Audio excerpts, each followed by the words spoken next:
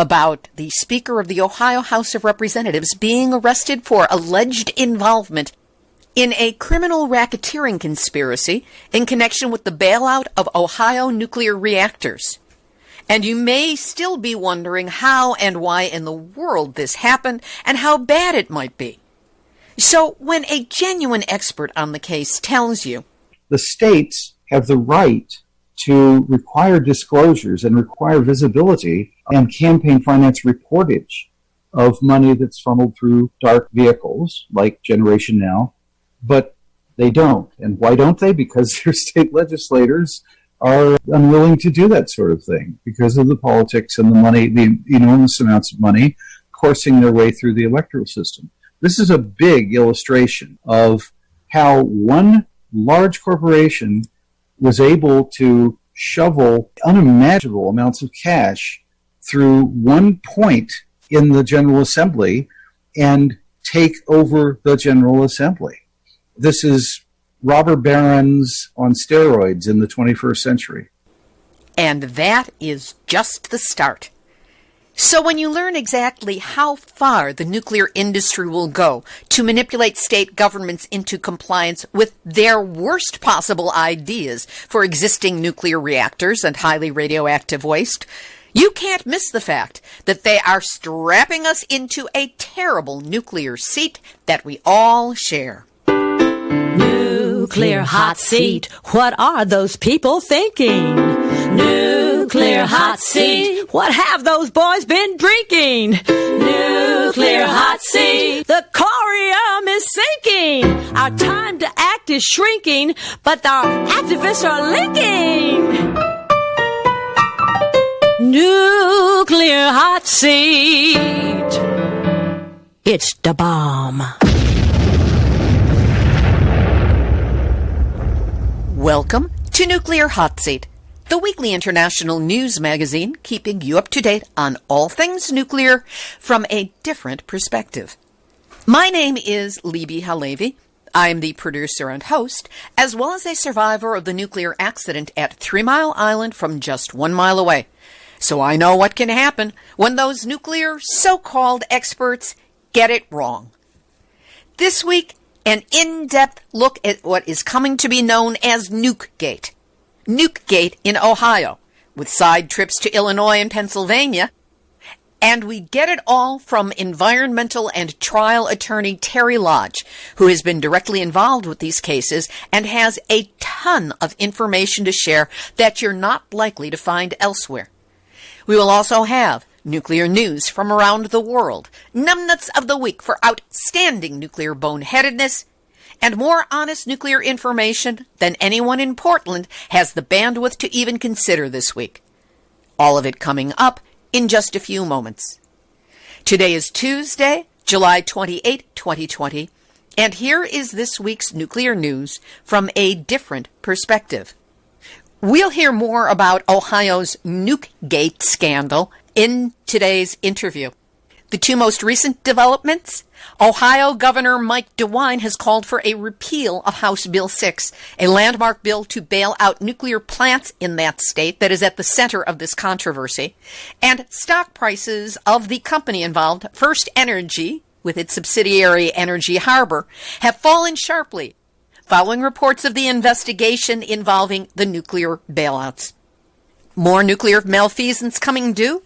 A former executive vice president of Scana Energy pleaded guilty in federal court last Thursday, July 23rd, to conspiracy to commit mail and wire fraud.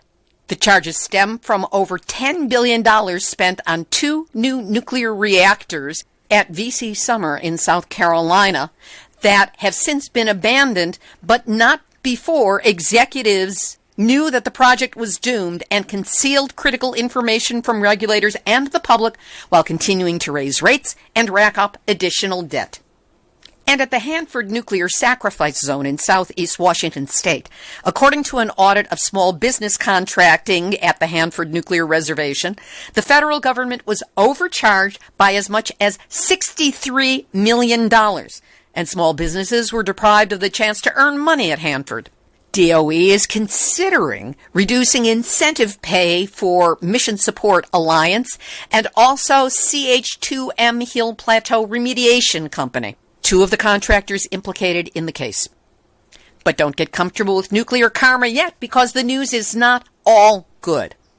Suppressed Nuclear Regulatory Commission regulations regarding nuclear emergency plans during COVID-19 reveal that hospital patients and residents of nursing homes within 10 miles of a nuclear power plant might not be evacuated during a major accident that occurs during a viral pandemic unless radiation exposures reach levels 50 times higher than levels considered to initiate evacuation.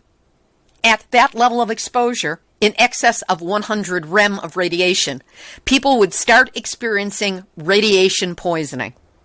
Oh, they're sick and old anyway, just let them die, seems to be the thinking. And NASA is trying to have the entire contaminated Santa Susana Field Laboratory outside of Los Angeles designated a cultural district.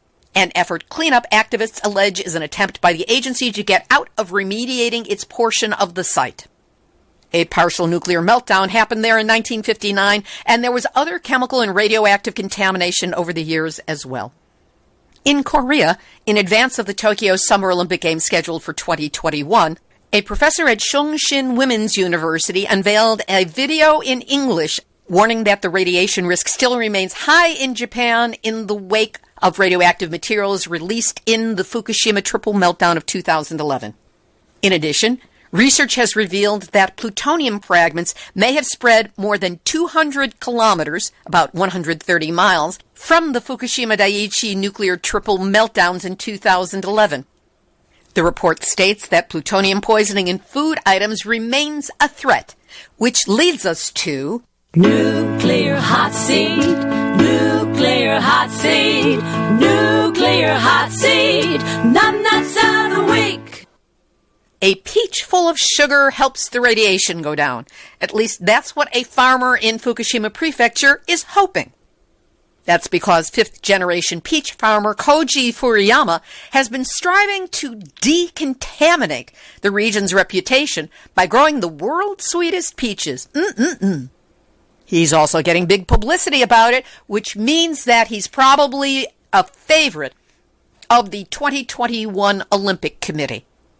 But to quote Nuclear Hot Seat's French friend and journalist Hervé Courtois, you have to be either a masochist or suicidal to play Russian roulette by eating those Fukushima prefectures. Agreed, Hervé. It was a sweet piece of propaganda that got out into the world. And that's why Koji Furuyama and whoever wrote this article, you are this week's Nuclear Hot Seat, nuts of the week. Here's this week's featured interview. Fasten your seatbelts, because this is going to be quite the ride. Terry Lodge is an Ohio trial lawyer living in Toledo who has represented many clients in civil rights, civil liberties, and environmental cases. An advocate for the public interest in energy policy issues, he has litigated nuclear power safety and environmental issues for over 40 years. Lodge has also represented opponents of nuclear weapons and mountaintop removal mining. This man knows where the metaphoric bodies are buried, and here he proceeds to dig up a whole bunch of them. Note that when he refers to VLLW, he's referring to the term very low-level radioactive waste. I spoke with Terry Lodge on Saturday, July 25th, 2020. Terry Lodge, always great to have you here with us on Nuclear Hot Seat. Thank you, Libby. Same to you. Terry, there are so many examples of nuclear malfeasance hitting the fan at the same time that I almost don't know where to start. But you're in Ohio. So let's go to the most visible example. Last week, Ohio House Speaker Larry Householder was charged with conspiracy to commit racketeering in connection to the nuclear bailout bill that Householder shepherded through the state legislature last year. Give us the background on this case and how it has been playing out. It's a major and profoundly troubling scandal Among other things, it illustrates the terrible flaws and defects of the Citizens United decision of 2010, which was the U.S. Supreme Court case where the court decided that basically nonprofit dark money funnels have free speech rights too, because that's exactly what has happened here with the $61 million scandal that is going to ultimately turn into a massive racketeer influence corrupt organization RICO indictments. Essentially what happened was, yes, in 2019, Larry Householder rammed through with a lot of political muscle, funded apparently, allegedly, by First Energy Corporation, the bailout of 2 coal burners and 2 nuclear power plants. Davis, Bessie, and Perry are Ohio nuclear power plants that have been operating for about 42 years and 35 years respectively.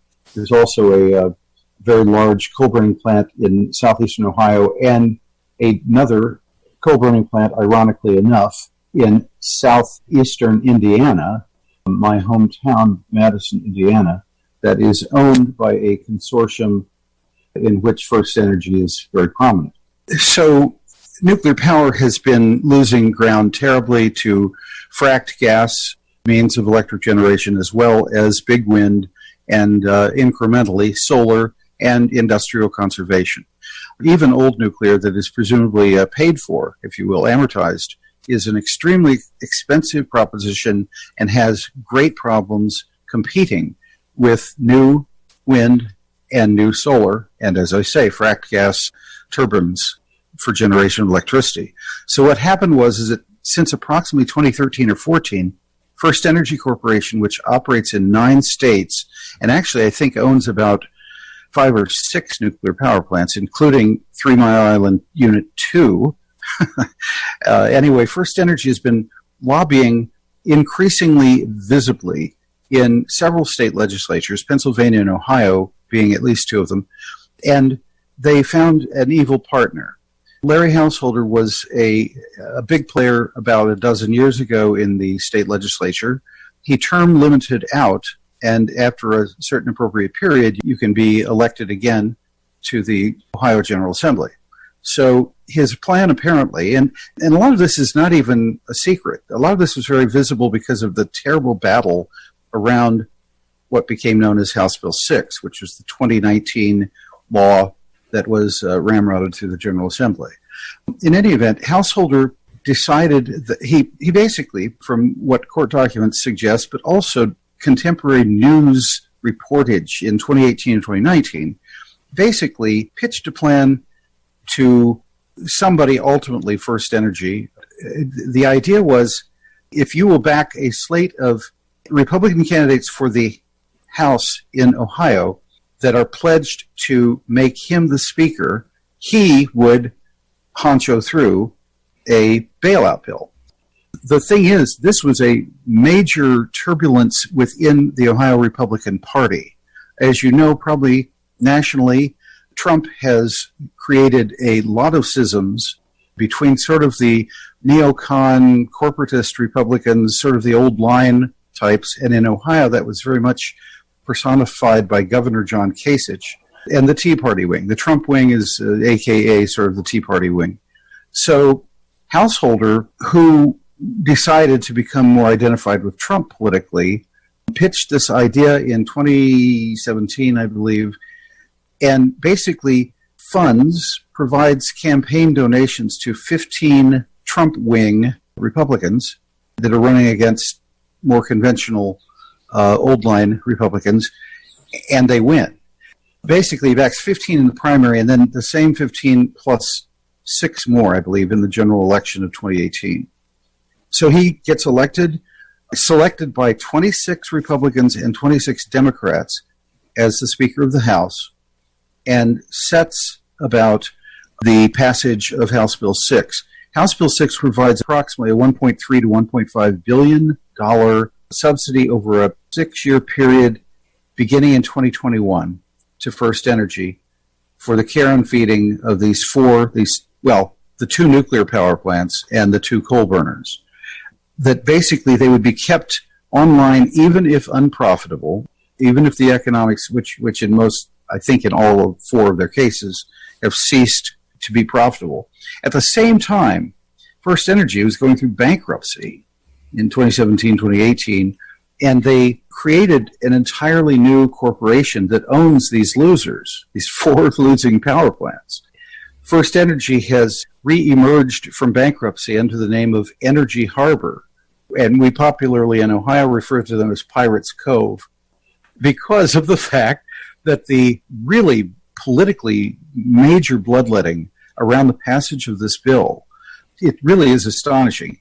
What I'm referring to right now is stuff that was reported in the mainstream press, and I'm seeing it echoed in the charging affidavit that was filed in federal court against the 5 defendants. What happened is, by a very narrow margin, and incidentally, I would point out a bipartisan margin, in the House Bill 6 passed and then went on to the Senate, where it passed very easily by comparison.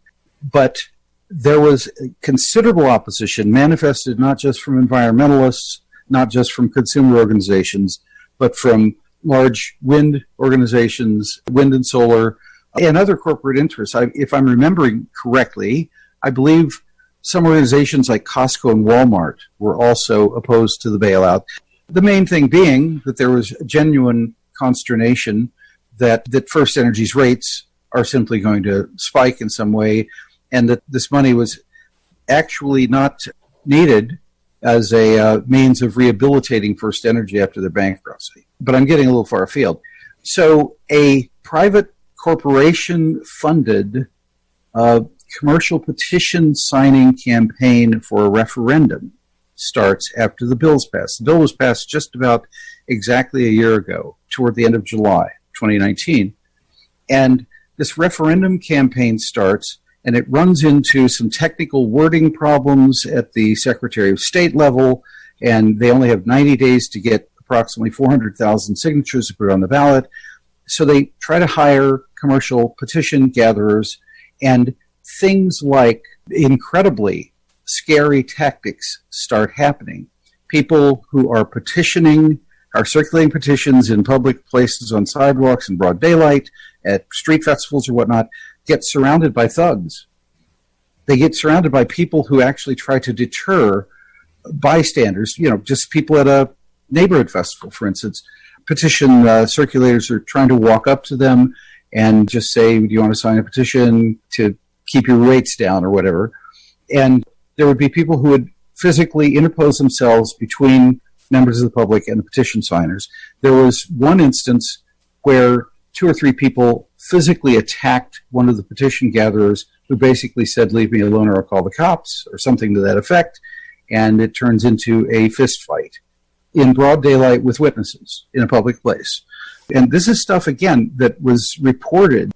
A number of the petition signers began to tell the media that they were getting calls from people who wouldn't clearly identify themselves, offering money and a plane ticket to leave Ohio and stop circulating petition signatures. And in fact, what apparently may have blown this open was a fairly well-placed Republican political lobbyist who was working with the anti-House Bill 6 campaign, the referendum campaign, gets a call from an old buddy who turns out to have, among other things, been, I think, a campaign manager for Governor Kasich in his last run for governor. Anyway, this guy is now identified with the householder forces and offers the lobbyist, allegedly, $15,000 to quit the campaign. That lobbyist apparently went to the FBI and wore a wire, and things began to take on a very serious edge at that point. That was spring 2019. It gave a great deal of momentum to the FBI investigation. So, among other revelations in the 81-page affidavit that the FBI filed, this is not an indictment, but it will turn into one. But among other things, it appears that hundreds of thousands of dollars were paid to 15 different commercial petition signature gathering firms to keep them out of Ohio by a 501c4 organization, a dark money organization that was set up by Householder.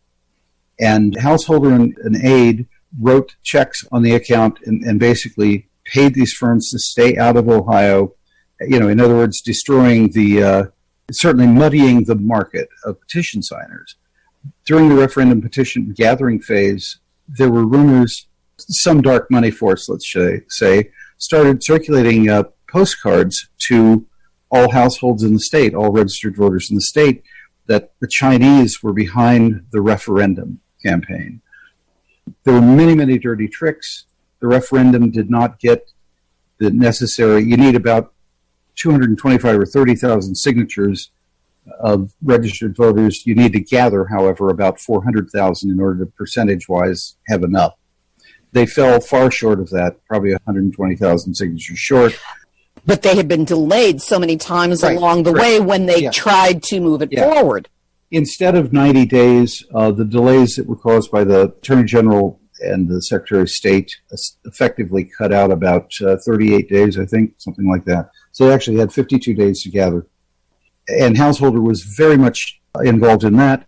And effectively, what did that do to the campaign to not pass this bill or not enact it?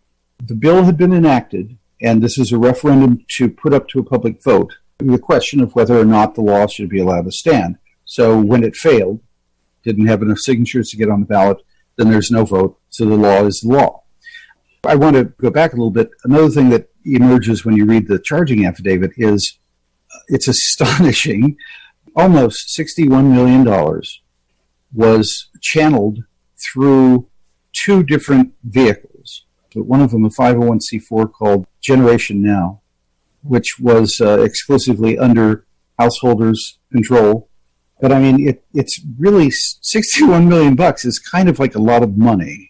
And when you read, and when you read the affidavit, it's on such and such a date, $750,000 was electronically deposited into the account, and nothing was done with that money for 45 days, and then such and such. And then it'll say, on another date, $5.7 million or some other astonishing sums of money just deposited in a 501c4 account. It was thus put at Householder's exclusive disposal and use. So I'm having problems, and a lot of people are having problems understanding how the numbers work out, because apparently the lion's share of this money went, among other things, to, of course, defeat the referendum drive, but also a lot of it went to the approximately 20 candidates for the House of Representatives. And if you have $150,000, $200,000 as a war chest, you're in pretty good stead. So I want to know what happened. There are either an awful lot of people who are lying and not reporting, $1 million or $1.5 million that were running for House, the state House of Representatives, or something. Householder is alleged to have essentially converted about $400,000 to his own use. Are we talking his own personal use here as opposed to on his campaign? His fee, I think, for managing all this. And it's funny, the affidavit says it went to retire or resolve a $100,000 mortgage on a house in Florida and to pay off his credit cards. Anyway, why am I laughing? So there are many, many questions that are unanswered. There is a promise by the U.S. District Attorney in Columbus when he had the press conference last week. He said this is going to go on for a long time. We're going to be very busy. The FBI and members of my staff are going to be very busy because this is an open investigation. And actually, they filed the criminal affidavit in order to legally expand their reach. They now have subpoena power to get documents from what is called Company A, which, as the U.S. Attorney said last week at the press conference, everybody in this room knows who Company A is, but they are not a charged party yet, and therefore he was talking about First Energy Harbor, Pirates Cove. So there are many, many unanswered questions that I think are going to be painted in. I am personally interested and concerned, as are many, that this is the Bill Barr Justice Department, and this involves some Trump loyalists, and it ties into a very interesting point that's going on in Ohio also. There's a drive using some of the very same politicians, including Householder, for Ohio to develop I guess I'd call it a research park for small modular nuclear power reactors. It's called House Bill 104, and it's now it's been passed through the House this week or next week is before the state Senate. It may get railroaded through and signed by Governor DeWine. But one of their principal lobbyists is saying on Facebook that the entire prosecution of Larry Householder is predicated on the work of a registered Democrat FBI agent who was a staff member of a state legislature in the state of Michigan and is a supporter of wind power. And I keep thinking, besides the fact that for the FBI to do anything that resembles fighting white-collar crime is astonishing and to be applauded, what also gets me is, dude, Bill Barr is the Attorney General of the United States, and I don't think some low echelon FBI agent is driving this massive conspiracy to put people in jail for laundering $61 million through the Ohio General Assembly. When I was back at 3 Mile Island, before it was shut down, when it was the 40th anniversary of the accident, disaster, whatever you want to call it, I talked with Eric Epstein of 3 Mile Island Alert, and he was talking with me about the Pennsylvania bailout of Exelon and what he was labeling as corruption in that deal. Is this now the template that we can expect anytime, in your estimation, that there are nuclear shutdowns, there's a need to deal with the waste, there's a need to deal with whether they're going to keep operating or not, and that there's going to be this kind of corruption showing up that has to be prosecuted each time separately? Yes, and my evidence of it is Exelon is involved in Illinois in a very similar scandal that was announced just 2 weeks ago.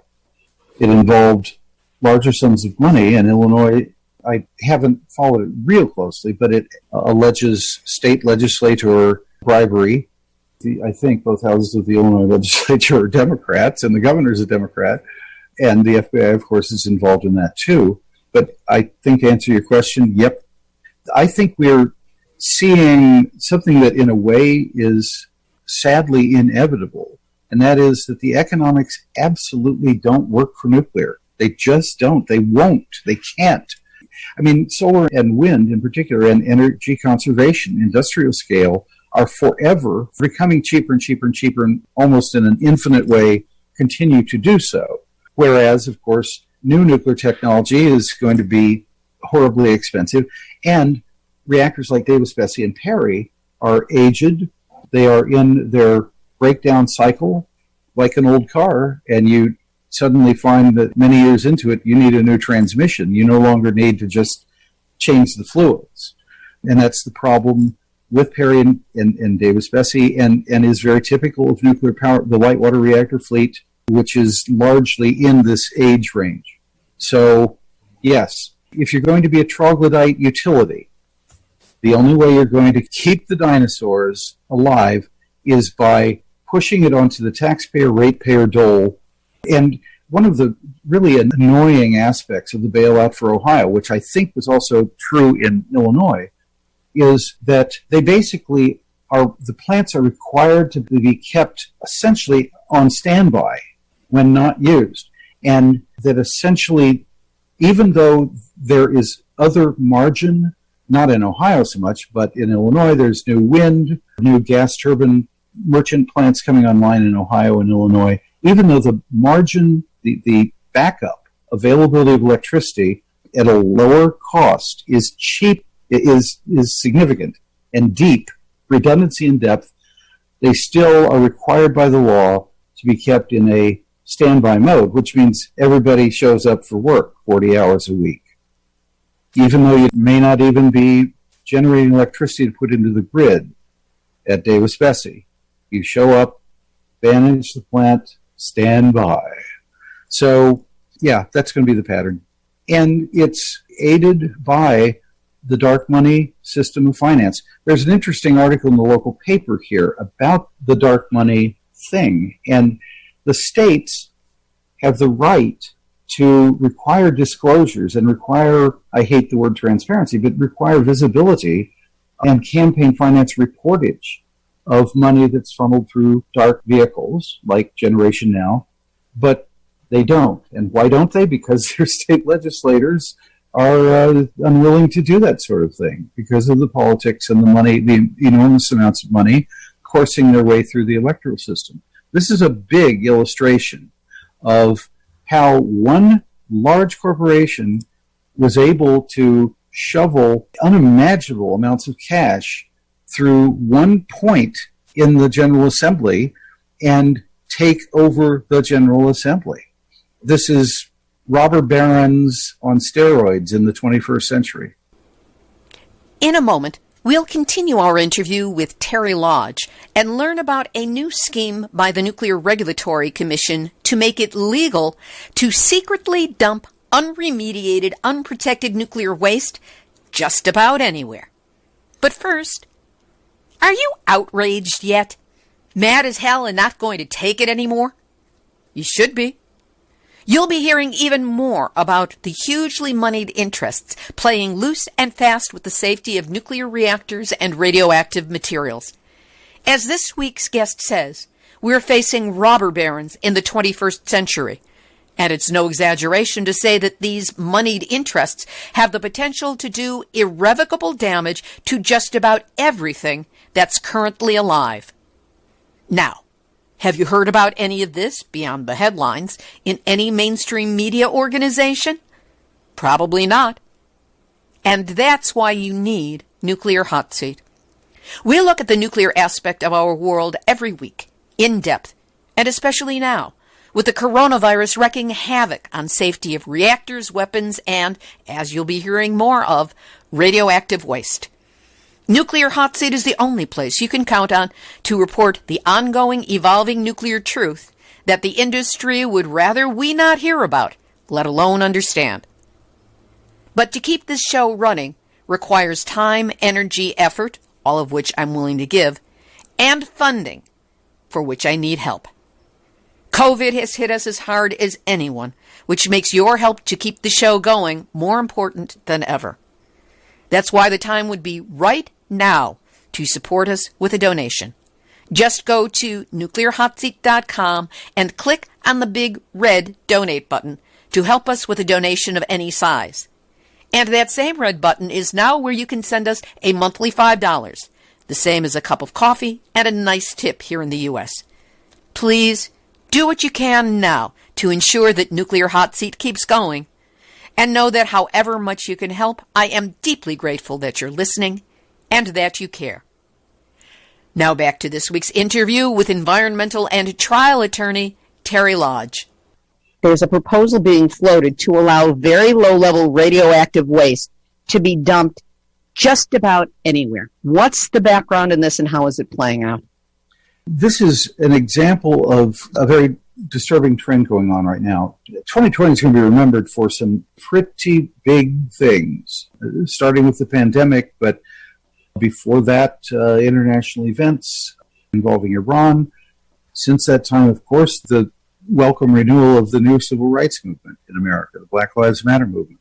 But against the backdrop, especially the pandemic, which has caused terrible economic turmoil, as you know, and terrible preoccupations with people who can't make rent, who've lost their job, who've lost their health insurance by the millions, levels of unemployment matching the levels of the Great Depression.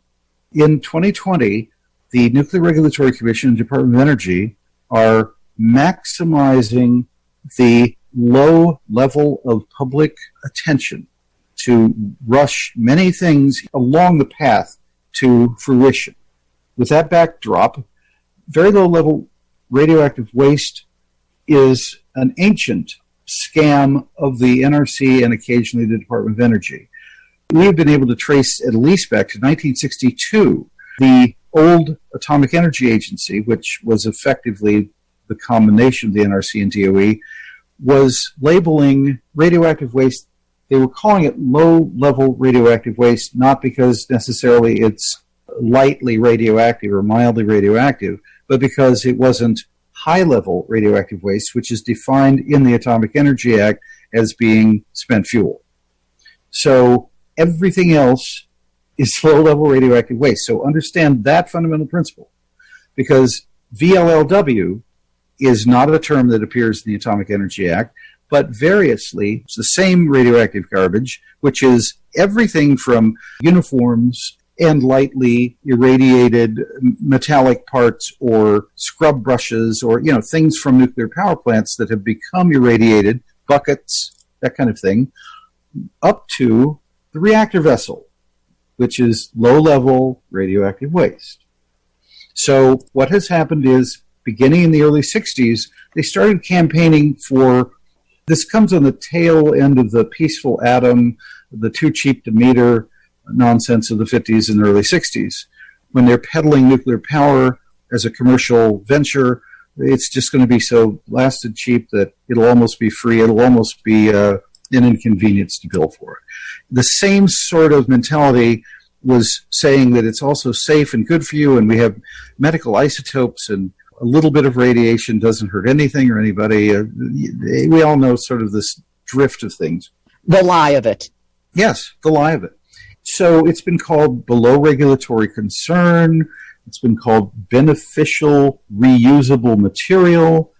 In a comment letter that I was involved in drafting, we came up with about 30 different names over the last 60 years for radioactive garbage that isn't spent fuel. What's going on is this. The latest attempt, and in my mind, the most brilliant, is VLLW. In 1992, the below regulatory concern campaign, if you will, which was being pushed very heavily by the NRC, foundered on a congressional vote because it was a regulatory change and Congress has the right to reject a rulemaking, and they did. It was a pretty narrow vote, but it was a smarting defeat for the NRC. So now, nearly 30 years later, there have been a couple of attempts since then. DOE has attempted to, they basically have what they call mildly radioactive metals generated in dismantling their experimental reactors and whatnot that they think are safe enough to simply sell to the commercial scrap market. And periodically they've attempted to do that, and so far we think we have defeated them. But the latest attempt, very interesting for its, I think, frankly evil, the way it has been set up. It is that there are 4 licensed low-level radioactive waste facilities, aka dumps, in the United States. There's one in West Texas, WCS. There's one in Clive, Utah, Energy Solutions. There's one at Hanford, and I might be the Idaho Falls. Anyway, there are 4 facilities, and they're not perfect. They don't do what I think should be done with rather dangerous radioactive material, but they have vaults, they have monitoring wells, they do have, at least for a few hundred years out, express plans for monitoring and observation. The same material under a proposed, it's not a proposed rule, it's a proposed anti-rule. It's a deregulation.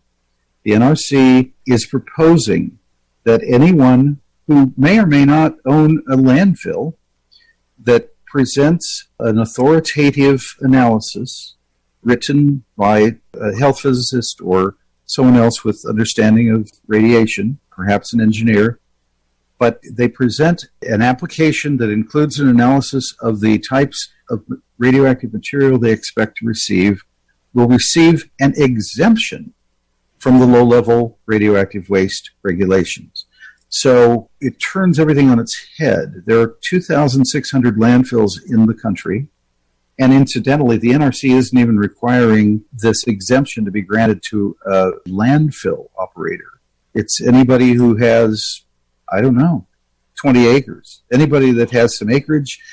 And understand, as ridiculous as this is, they are calling this simply a reinterpretation, and by doing so, they are attempting to put it in a category that cannot be attacked, challenged in court, which isn't going to work if I have anything to do with it. so far I'm hearing that there are other environmental attorneys who will also be possibly involved if this actually goes through. But in late winter of this year, the NRC proposed this regulatory change. They have had, because of the pandemic, a couple of online public comment kinds of sessions, but it's not a rule, understand? It's just a reinterpretation. It's just a little bit of semantic sleight of hand. Precisely, which they're famous for.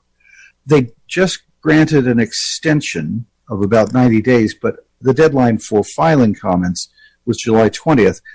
I've been working with Diane DeRigo at Nuclear Information Resource Service, and she successfully circulated and obtained more than 90 signatures of grassroots organizations ranging from sort of longtime allies, anti-nuke type, to other broader environmental organizations, peace and justice and anti-war, environmental justice groups, that kind of thing. So we are beating the drum and going to use the additional 90-day extension to try to get more sign-ons for our comment letter, but also just to make a great deal of noise and reach into other non-traditional opponents, like there's a national organization, I don't know the name of it, that's basically the union, if you will, of landfill operating private and public entities. We have been in touch, the president of that organization, they're very concerned because conventional landfills are already pretty stressed, and there will be problems if private landfill operators go into the radioactive waste business. Well, let me point out, when you apply for an exemption and the NRC grants it, that's it. There is no requirement to maintain any records. You do not have to maintain records of the origination of the waste, i.e., most of it is expected to come from commercial nuclear power plants that are being dismantled and decommissioned. There's no requirement, zero requirement for you to as a landfill operator, to keep any data. You don't have to specially line or perform any physical change or modification to your dump. And incidentally, the application process, since it's not a license being granted under the Atomic Energy Act, it is an exemption. There's no publicity. So your town dump, sly old fellow that runs it, rounds up an application, gets an exemption, and you don't know about it. You maybe hear a few rumors. He doesn't even have to confirm to you what he's doing. It's a proprietary business secret, after all, unless it's a public landfill. So you file a FOIA request. Good luck with that. I don't mean to be flip and sarcastic. It is astonishing. And it's sort of weird, as some NRC proceedings I've been in before. I mean, the people pushing this are always like sort of low and middle echelon staff. You know, they're true believers, and they take their jobs very seriously. And to some extent, I will give most of them credit for sort of being sincere and well-intentioned, I guess. But this is just so astonishing. This is completely over the line. I mean, yes.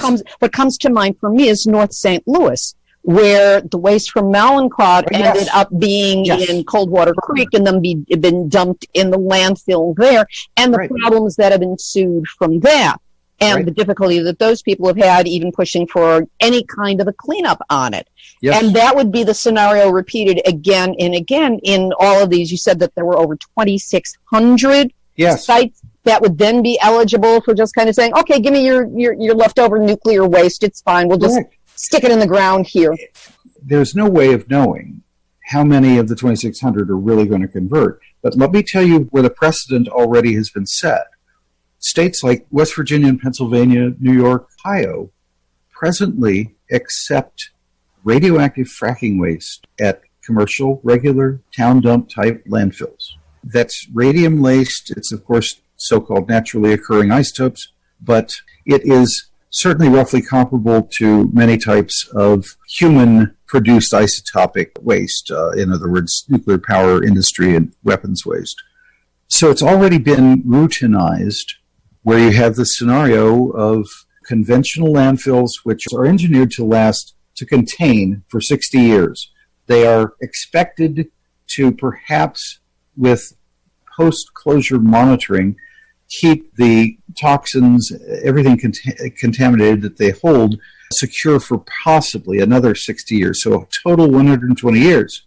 In nuclear terms, that's nothing. That's a blink. Exactly. And they're also, lots of them built east of the Mississippi in very water-rich groundwater kinds of areas, geological questionable stability and all that.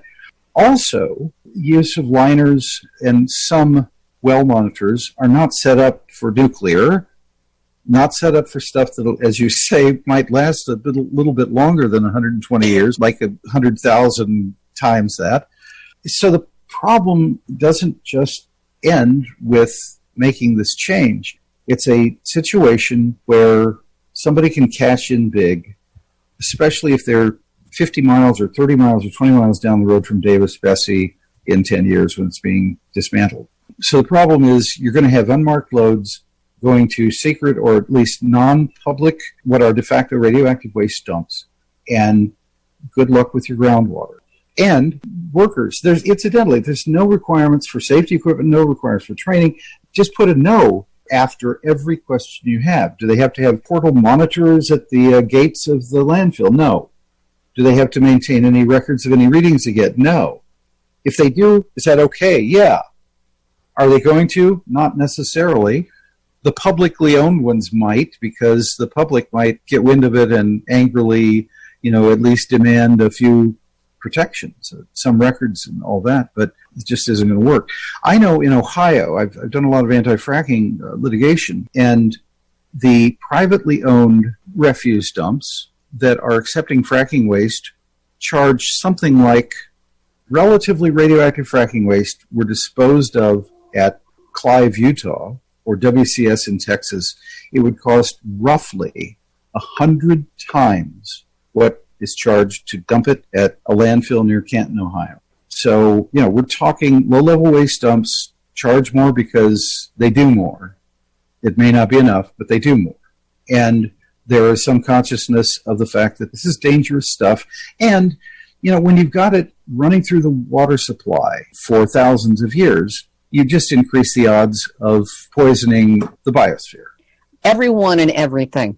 Yeah. One last statistic that troubles me is commercial landfills. So the state of the art, the best landfills being built right now with plastic liners and all this other stuff, about 10% of them, the current contemporary best in the West, leak within a decade of opening. By 60 years, when they close, 60 to 70% are leaking already. So you don't have 120 years. You don't have 60 years. Terry, as I said at the beginning, there's a lot that's hitting the fan right now. And from your explanation, it's very upsetting, and it has the potential to not only paint us into a corner, but throw the paint all over our feet, and there's no way we can get out of it. Yeah. So at this point, what is going to be most helpful that listeners to Nuclear Hot Seat, which include a lot of motivated people, what can we do to support you and your work, and whatever can be done to turn this around? There are happily some marvelous activists in the very low-level waste anti-campaign. And the fact that it has national implications, I think, is a big deal. One thing that people can do actually is approach local solid waste disposal regulatory people. The president of the Association of Landfill Operators, I think, is in Kansas City and is actually an executive, a governmental executive in a regional solid waste disposal district. This was sort of the new late 90s, early 21st century sort of legislative change that was going on in many states to conform with some of the expectations of changing waste disposal law at the US EPA. And so understand that the current solid waste disposal philosophy is to move to zero generation of waste, so that landfills are controversial. People never want one coming in next to their neighborhood. And the whole idea is they're sort of being sold to us on the concept that we are diverting more by recycling, we're diverting more by less industrial waste being generated at the front, all that kind of stuff. And things like this are screwing that economic model and that philosophical model terribly. You're talking about making them sacrifice zones in a really gruesome way. So people need to find and identify even the governmental officials who oversee the privately run kinds of dumps in their regions, in their areas. Where and how could they find this information? You can contact refuse companies, the people that you're paying fees to, and ask where they get their licensure, what kind of governmental oversight do they have. You can contact state environmental protection agencies, Department of Environmental, DEP, or, there's different names for it. You can also contact city governments are increasingly in the habit of overseeing contract firms coming into town for waste and rubbish disposal, and find out who they contract with, and you can talk to your city officials about including terms in the contracts that the dump owner will never accept radioactive material. So you go to your city government. So to have a paragraph or a statement, something Right. in the city contract that prevents them from ever accepting radioactive waste. Right. And or providing proof of any that they already have. There's ways you can tweak and finesse and all that. But it's a big deal, and I think a lot of local government electeds as well as administrative people will be pretty upset. I just keep thinking Toledo's on the western edge of Lake Erie, and this is a very water-rich area, and all of our landfills are sitting on very shallow aquifers. I mean, we're talking millennia, we're talking really bad carcinogens. How does that not resonate with public decision makers? It seems to me that the local approach in this controversy is a good one. As you might imagine, I don't think that the Ohio General Assembly, for instance, is going to intervene in any health protective, public interested way. They're too compromised by large corporate money and all that. So you may be looking at a situation where the only and best place you should invest your time and your approaches is with local people, local government. Terry, if people wish to be in touch with you or learn any more of this information and to sign on to these letters that are being sent, where can they go and how can they do this? They can go to a couple of places. One of them is the Nuclear Information Resource Service, NIRS, NIRS.org, which I believe has posted the actual sign-on very prominently on their opening page. Diane DeRigo there is overseeing this and doing quite a job. If they want to contact me directly, I have a simple-to-remember email address. My last name is LODGE, Lodge Law, one word, LODGELAW, @yahoo.com. Send me a note, and I will deluge you with more stuff than you care to read. Terry, it's always more informative listening to you than I have any suspicion of when I go into these interviews. And it's welcome because the depth and the breadth of your understanding is without precedent for me. So I thank you for all the work that you're doing. I thank you for the way you're going and the way you're leading us in this, and for being my guest this week on Nuclear Hot Seat. Ohio-based attorney Terry Lodge. You can sign on to the NIRS letter at NIRS.org, NIRS.org, and we will have a link to it up on our website, nuclearhotseat.com, under this episode, number 475. And believe it or not, Terry had still more to share, this time about what he labels a dangerous hoax behind plans to sell U.S. nuclear technology to Saudi Arabia. We will have that portion of our interview in 2 weeks. Activist, shout out.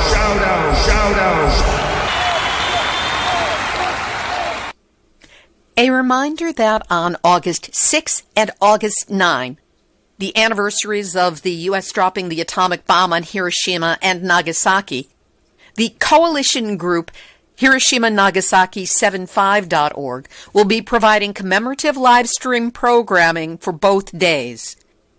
There will be talks by hibakusha, atomic bomb survivors, downwinders, poetry and music, and informational panels lasting anywhere from 5 minutes to a full hour in length. Each day's programming will be completely different. I am honored to have been included on 2 pieces of the programming, both of them set to air on August 9.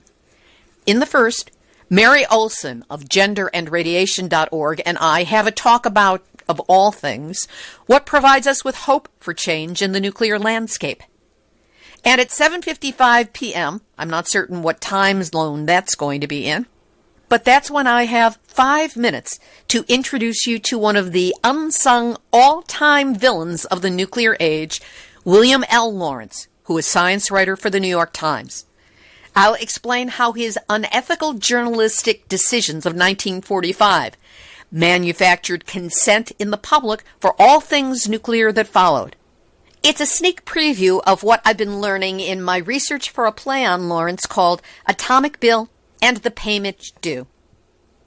We'll have links to the live stream up as soon as they are available, as well as a link to their program guide, and on next week's show we'll bring you up to date on what's being offered as we mourn those who died from the direct bomb attack and its aftermath, as well as the deadly creation process it took to make them. And at the same time, we rededicate ourselves to creating a future without nuclear weapons or reactors. And in a separate item, I need to have your help in making up for an oops. There was sent around a link to a nuclear industry handout called Marketing During COVID-19, a guide for nuclear marketers. I had it in my queue for downloading, but when I tried to access the material, it had already been removed and the link broken. So if any of you managed to get a copy of that report and could send it along to me, I would really appreciate it. Use the email info@nuclearhotseat.com. This has been Nuclear Hot Seat for Tuesday, July 28, 2020. Material for this week's show has been researched and compiled from nuclear-news.net, deunrenard.wordpress.com, Beyond Nuclear International, the International Campaign for the Abolition of Nuclear Weapons, or ICAN, MSN.com, Cleveland.com, thebulletin.org, utilitydive.com, fitznews.com, WISTV.com, palmbeachpost.com, tri-cityherald.com, vcstar.com, stltoday.com, San Clemente Green, thewaddle.com, koreabizwire.com, and the ever-co-opted Nuclear Regulatory Commission. Thanks to Bruce Brinkman for help with some audio grabs. And thanks to all of you for listening, with a big shout-out to Nuclear Hot Seat listeners and followers around the world, in 123 countries on 6 continents and counting. If you haven't already done so, go to our Nuclear Hot Seat Facebook page to like it, share it, and respond to a post. Also, if you would like to get your Nuclear Hot Seat dose every week by email, go to nuclearhotseat.com, scroll down to the yellow insert, that little box there, just put in your first name and an email address. We will send you 1 email a week. We don't bug you. This episode of Nuclear Hot Seat is copyright 2020, Libby Halevi and Heartistry Communications. All rights reserved, but fair use allowed as long as proper attribution is provided. This is Libby Halevi of Heartistry Communications, the heart of the art of communicating, reminding you that when it comes to nuclear, not only what you don't know can hurt you, chances are it already has. There you go. That is your nuclear wake-up call.